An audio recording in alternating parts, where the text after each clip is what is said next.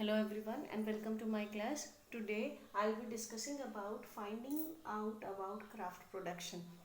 We are doing the first chapter of 12th class history, bricks, beads and bones, and this is a very important and interesting topic, important from the map point of view, because we'll be discussing important sites of Harappan civilization which are known for craft production, and many times it is asked to mark in map.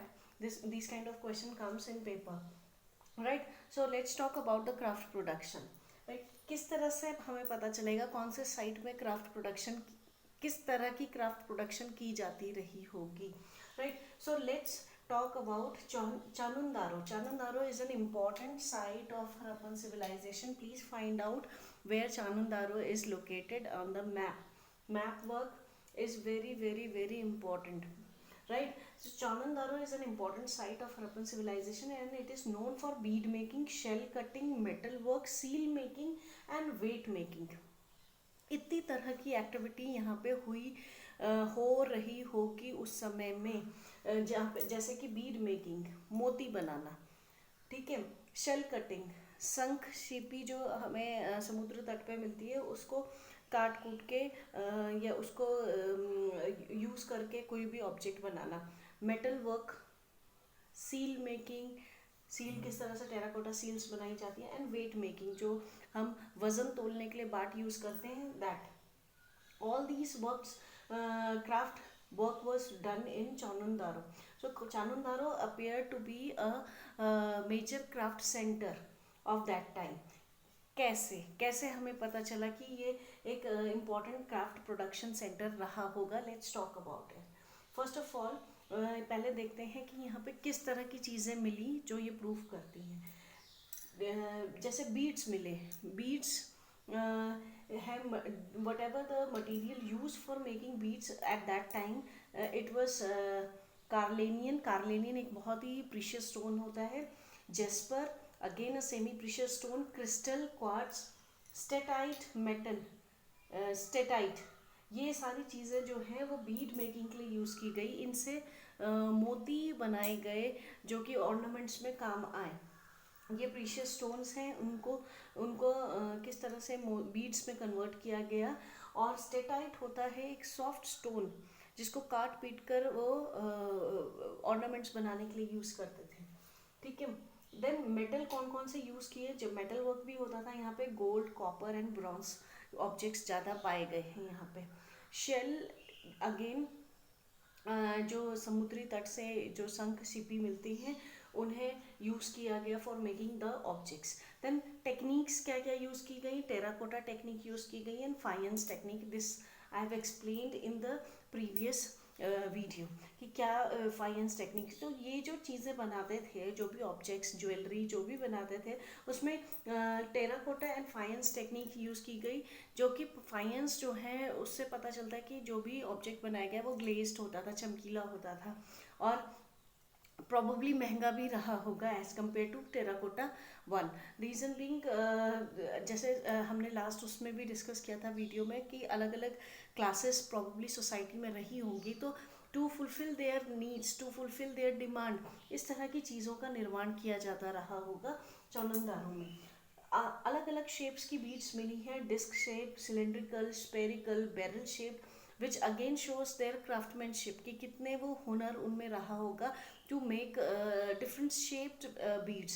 Not only this, drills were, specialised drills were found at Lothal, Chanhudaro, Dholavira में कि drilling करके अगर कोई stone है उसमें छेद करना है तो वो नॉर्मली नहीं किया जा सकता, तो उसके लिए प्रॉपर ड्रिलिंग यूज़ की गई होगी. और जो बीड मेकिंग या कोई भी ऑब्जेक्ट मेकिंग का जो तरीका इनका रहा होगा, उसमें जो प्रोसेस इन्वॉल्व हुआ उसमें अलग अलग तरीके से ये लोग चीज़ें बनाते थे. जैसे ग्राइंडिंग प्रोसेस, पॉलिशिंग, ड्रिलिंग, ये वो प्रोसेसेस थे जिनके थ्रू ये ज्वेलरी मेकिंग या शेल कटिंग या मेटल वर्क इस तरह का काम किया करते रहे होंगे। जब कई अलग तरीके इन्होंने अपनाए थे, जैसे मैं स्टेटाइट के बारे में बता रही हूँ, इट्स अ सॉफ्ट स्टोन। तो स्टेटाइट के बने हुए माइक्रो बीड्स भी मिले हैं। तो आर्कोलॉजिस्ट यही सोच रहे हैं कि इतने सॉफ्ट स्टोन को की कटिंग उन्होंने किस तरह से की होगी, ड्रिलिंग कैसे की होगी। पर ये सारी चीज़ें शो करती हैं कि उनका जो क्राफ्ट्समैन पे जो स्किल्स रहे होंगे वो कितने ब्रिलियंट रहे होंगे कि उन्होंने छोटे से छोटे वस्तुओं में भी इतने इंट्रिकेट डिजाइनिंग कर रखी थी, which is not an easy task, right? And then we'll talk about Nageshwar and Balakot. Now again these sites are very important. Please find out where these sites are located in the map. Nageshwar and Balakot में shell objects मिले हैं। This site is located on the coast. और shell objects naturally समुद्री तट पे site है, तो वहाँ पे शंख सीपी बहुत भारी मात्रा में इजीली अवेलेबल हो जाते हैं, तो उसको शेल ऑब्जेक्ट्स उनसे बनाए गए हैं। इस तरह की चीज़ें जो हैं इन साइट्स पे देखी गई हैं, जो ये शो करती हैं कि ये सेंटर्स जो थे ये प्रोडक्शन सेंटर थे, और प्रोबेबली यहाँ से जो वस्तुएं हैं वो अलग अलग सेटलमेंट्स में ले जाते रहे होंगे traders, right? This shows that the craft production was done on these sites. Like Chanandaro is a very important site. Then Nageshwar, Balakot, Lothal, Chanandaro, Dholavira. Since the objects found here shows the drilling machines, yeah, drills that were found here again shows that probably the craft production was done on these sites, right? So these sites are important from map point of view.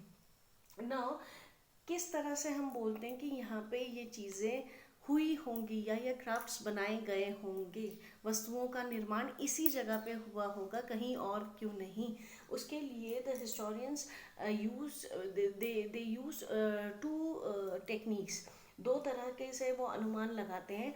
They use two type of techniques to identify this that the place was probably a craft production center.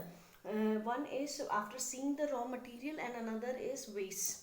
Raw material यानी किस तरह का raw material ज़्यादा, जो भी चीज़ें मिली उसमें किस तरह का रॉ मटेरियल ज़्यादा यूज़ किया गया। अगर हम बोल रहे हैं कि शेल्स के बने हुए ऑब्जेक्ट्स थे, तो शेल्स बल्क में मिलना एक ही जगह पर वो शो करता है कि ज़्यादातर वस्तुएं जो उसी से बनी हुए हैं।